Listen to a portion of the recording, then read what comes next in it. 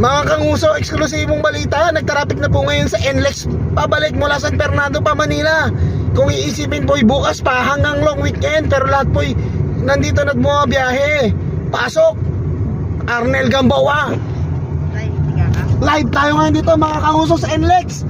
At lahat po ng mga sasakyan pauwi ng Manila. Nagtataka lamang po tayo, bakit po nagkaganito ang kalsada?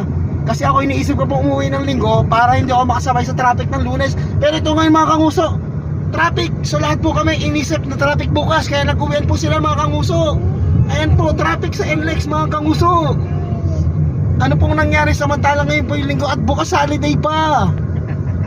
Nag-uwian po sila mga kanguso. Ang traffic po, pasok, goodbye po mga kanguso. Ayan po ang traffic.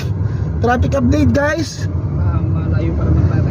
Naguulat Arnel Gamboa, bye mga kanguso. At ang aking mga pasere ay nandito.